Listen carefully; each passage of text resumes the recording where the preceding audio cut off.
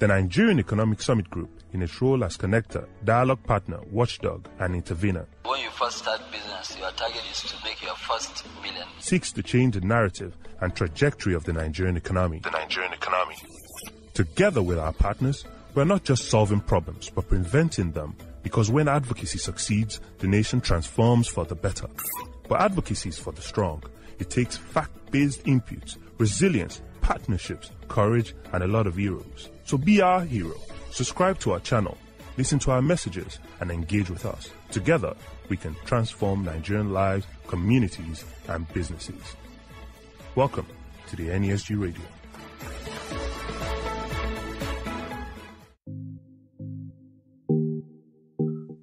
At the turn of the century, West Africa had an unsustainably high external debt of over 90% debt to GDP ratio. In relative terms, it was the second most indebted region in the world after Central Africa. While some gains have been made, major challenges remain. Debt burden is not just about the present, it's also about the future of our countries, the next generation, and our unborn children. But debt is not a bad thing. In fact, credit is good.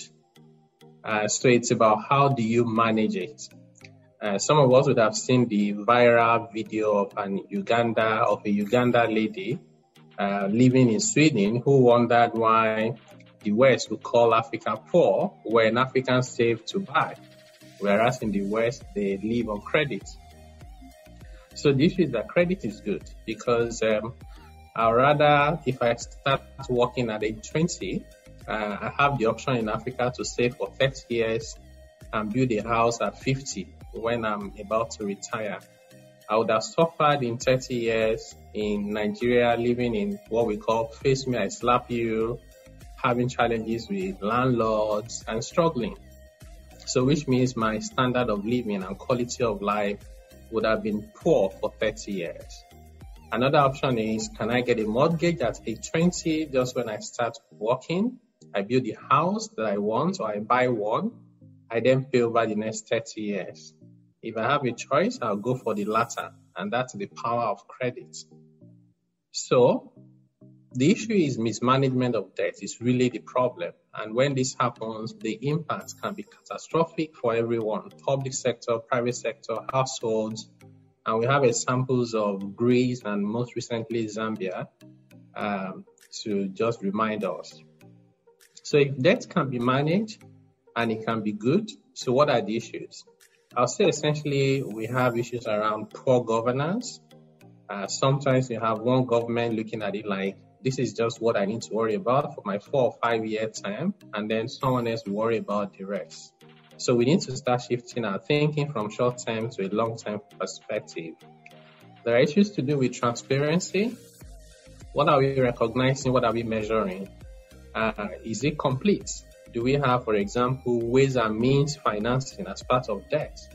How about debt owned by state-owned enterprises? How about contingent liabilities? How about domestic arrears? And so on and so forth. We have fiscal indiscipline. We have low revenue base in many of the countries, and lack of capacity to just manage that debt, structuring the pricing, dealing with risk such as FX risk, measuring the cost of tax waivers on these instruments, and then poor debt structuring. Sometimes there's a mismatch between the tenor of the debt and the tenor of the project. Same thing with budgeting. So you borrow long term, but the law says budgets must be done on an annual basis. So these pose challenges. So in terms of strategies and options, what else can we be looking at within the West African sub-region? Can we have more collaboration with the private sector, such as PPPs to fund viable projects, or projects in exchange for tax credits, social financing, undated bonds? And do we need a West Africa specific debt sustainability model?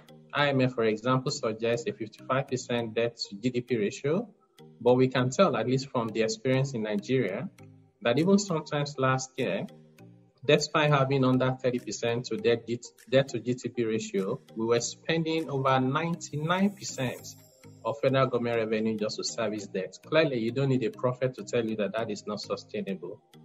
Whereas in comparison to developed countries like the US, Singapore, Japan, who all have over 100% debt to GDP ratio, but very low debt service cost to revenue ratios. So our mandate for this roundtable is to investigate the efficiency and quality of debt accumulation in Nigeria and in the ECOWAS region, establish the openness and governance efficiency in debt accumulation process, develop a set of analytics that forms the basis to have the conversation on what strategies Nigeria could take forward and West Africa to resolve debt problems, ensuring fiscal consolidation and sustainability. We also hope to facilitate a platform for comparative analysis which identifies models that have worked from other West African countries, and finally to champion advocacy for advancing the recommendations. So as I close my remarks, oftentimes we seem to be dealing with the symptoms, which is the debt itself, rather than addressing the fundamental issues and the disease, which could be, range from slow economic growth, poor governance, lack of fiscal discipline, low revenue base, arbitrary tax expenditure, wasteful spending, wrong priorities of projects, and the list goes on and on. But I'll say I'm excited at the composition of the members of this roundtable and at the opportunity provided by both the NESG and OSIWA for us to be able to help address a fundamental issue and problem for our countries and chart the way forward for West Africa. I thank the commissioners of the Debt Management Roundtable for answering the call to serve. And to OSIWA and the NESG, we thank you for the opportunity to contribute towards solving an important problem for our country and West Africa. So thank you very much. That will be my opening remarks. Thank you for listening to our content today. Remember to subscribe to the NESG Radio.